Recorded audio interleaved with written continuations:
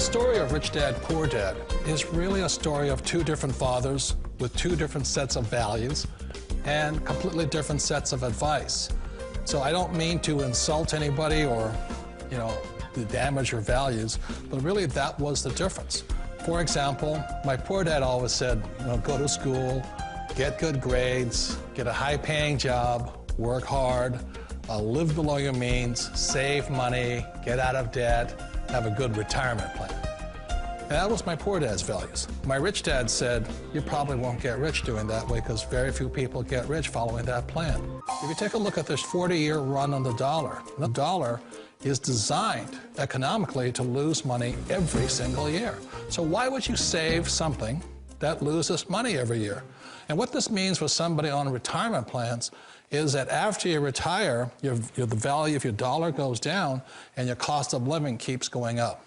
To my rich dad, that was bad advice and made no sense. Again, it was different values. A very important diagram my rich dad showed me when I was a little boy was a diagram known as a cash flow quadrant. And the quadrant is made up of the four different people who make up the world of business. So my rich dad said, in the world of business, there's E's, and E's stand for employees. An employee, he says, you can always tell who they are by their core values. And what the employee, whether the president or the janitor of a company, will always say the same words. The words are, I'm looking for a safe, secure job with benefits. That's what makes them an employee, because their core values are security. The other one of the four is the S, or the small business owner or the self-employed. And again, their core values will cause them to use the same words, which are, if you want it done right, do it by yourself. S means they're also solo. They're generally one-person act, or they operate by themselves. On the right side of the quadrant are the B's. And what Rich Dad said the B stood for was big business, or like Bill Gates. Forbes defines big business as 500 employees or more. And their words are different. They say, I'm looking for a good system, a good network, and the smartest people I know to help run my business. So they're unlike the S, they don't want to run the company by themselves, they want smart people to run their companies for them. And then the fourth of the quadrant is the I, and I stands for investor. These are people who have money work hard for them. These people are people who have people work hard for them. And these are the people that work hard for the rich here. So early on in my life, it was my poor dad who always said to me, Robert, go to school and so get a high-paying job. And so my poor dad's core value was to be an employee. He wanted job security, promotions, a steady paycheck, and all this. And so it was my rich dad who said to me, he says, Robert, if you really want to be rich, learn to build businesses. It made more sense to him to work hard to build a business, something you owned, and something you'd pass on for generation to generation to your kids. Whereas my poor dad said, work hard, but my rich dad said, why would you work hard for something you'll never own and you can get fired from right away? Again, that was a difference in values.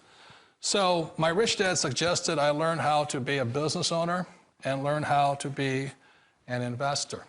And that's one of the big differences. On this side of the quadrant, these people here work for security. They work for money also. On this side over here, their key value that they want is they want freedom. They don't want to have to work at a job anymore. They don't want to have to work for the rest of their lives. So the beauty of building a business and learning how to invest is very simply that this is passive income. You work hard for a few years, but possibly for the rest of your life, income keeps flowing to you. One of the reasons I consider a direct selling business a perfect business is very simply because the company will work with you to get the business skills that make you rich. Always remember that it's not money that makes you rich, it's business skills. And that's why it's a perfect business. They'll take as long as you like to get the skills to make the money. And that's a lifetime skill thing. The other part about it is the low startup cost. Where else can you get in for under $500 and get these skills?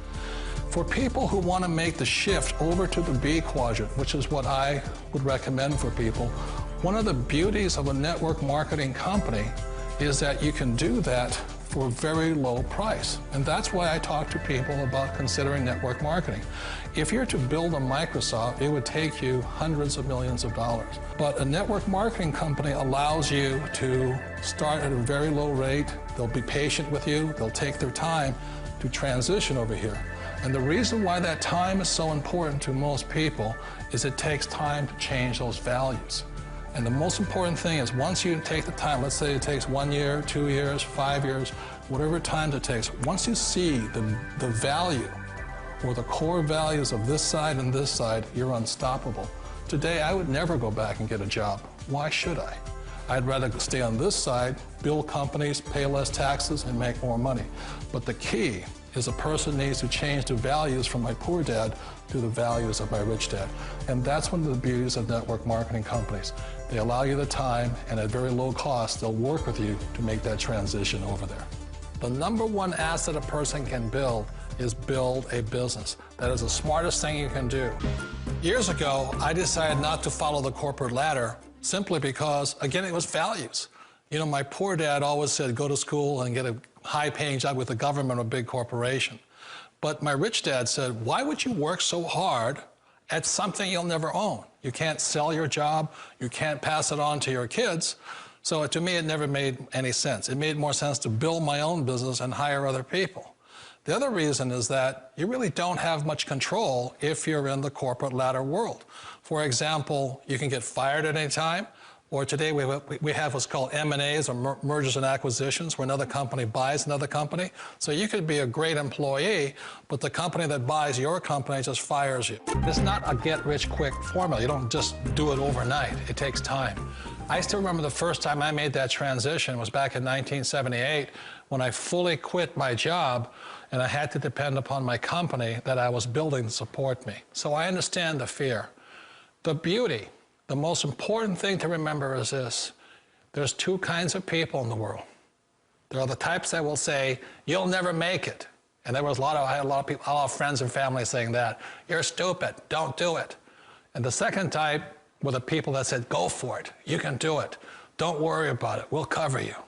So the most important thing is support of friends and family. One of the beauties of a direct selling company is that they provide that personal support to you for as long as it takes you to make the journey from the left side to my rich dad side. One of the challenges of being self-employed is that you're your own boss. You're the solo act. Like in the S quadrant, you're the individual. You do it on your own. Whereas in the B quadrant, you're a team player. You have to depend upon your team and count on your team. So the problem with being an S is that, let's say you're in a traffic accident, there goes your income. And let's say you get older and you haven't set enough money aside to retire on, that means you'll probably have to work for the rest of your life because you don't have anybody else to fall back on, not a team to count on. So one of the problems with the S, although most people say it's most satisfying of all work, it is a solo act and you're totally on your own. Personally, I'd rather be a member of a team. You know, they can count on me and I can count on them. We all know the world has changed, but sometimes the hardest thing to change is ourselves. And being an old guy, I sort of know the older I get, I sometimes get more set in my ways. And I think that's one of the things that a direct selling business offers people, why it's the perfect business. They allow you to take your time to make the mental, emotional, and physical changes required to move from the left side to the rich dad side. I think that's a big thing. It's a very gracious, it's a very elegant way, it's a patient way of supporting you in making the changes of your life. So please remember, change always creates upset, but sometimes we all know we have to make those changes. And if you know it's time for you to make that change, then the perfect business may be a direct selling business for you.